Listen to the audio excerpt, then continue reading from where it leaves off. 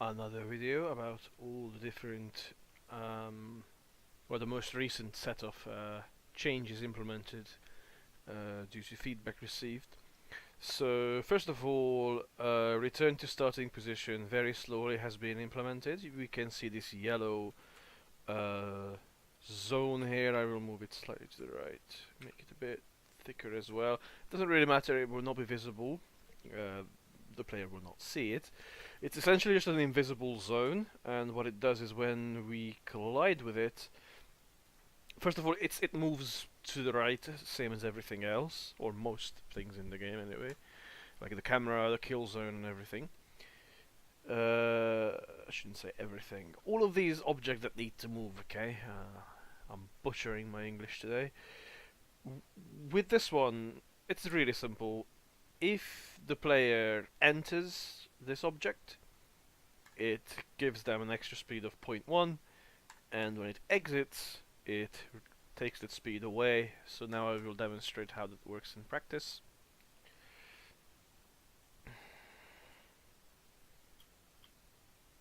So you can see very slowly. I should full screen this so it's more obvious.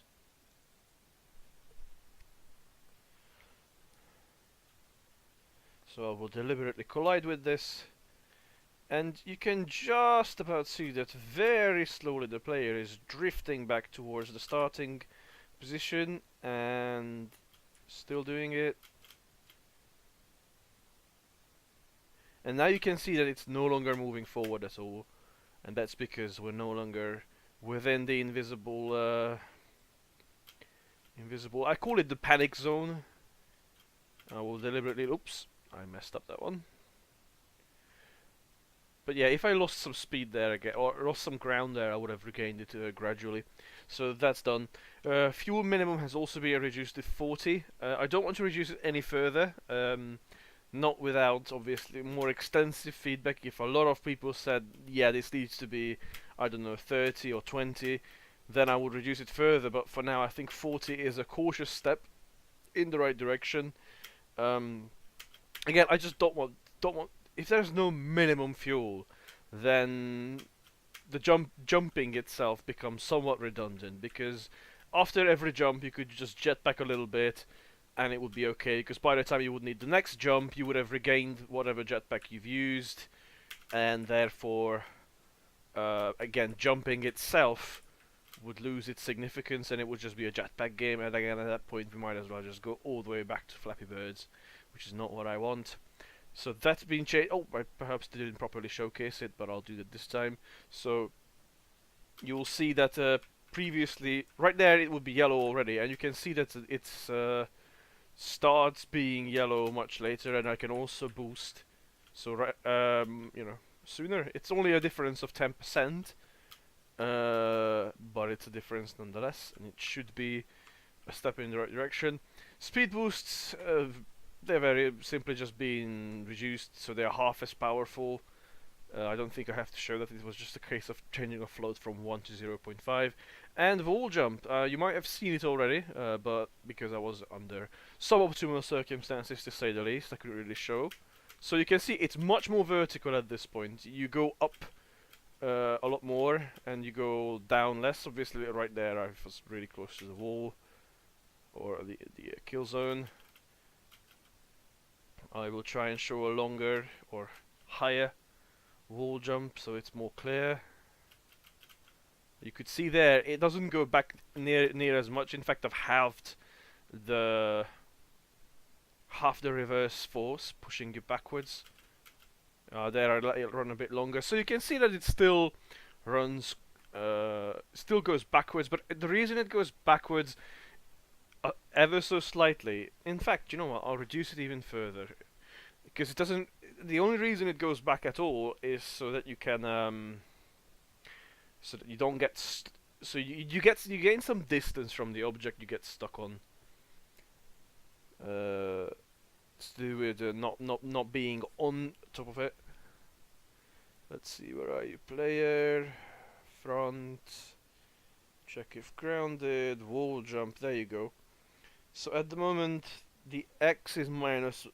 I'll change it to -1, which is almost nothing at this point. I I think I'll also reduce this back to 8, because I did notice there that it was jumping a bit too high, or it was raising a bit too quickly, and I don't want that. I still want to keep the wall dart mechanic itself, and the reason for that is how do you control when you want to go back forward again? Notice us gradually moving forward. Hang on, are we moving forward though? Let me just double check that, because we really should be.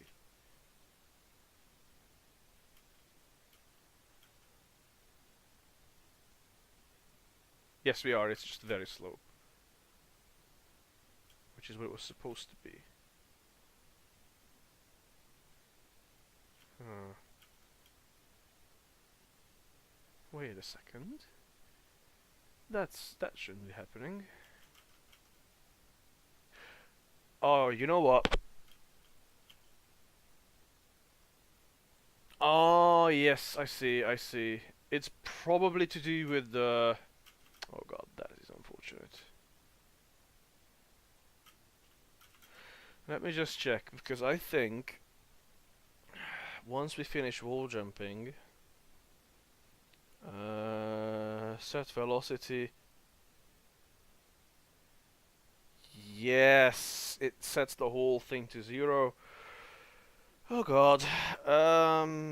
Dart to right, add force, wall jump end, and this sends events to player movement and the jumping script. Movement, wall jump end. Yes, there we go. So this sets the float value. So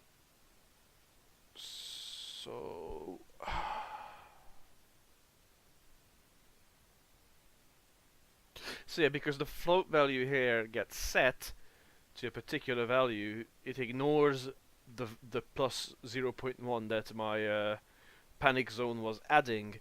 So I'll have to change it so that it takes into account whether or not we're in the panic zone, because if we are, there needs to be 4.1 and not 4.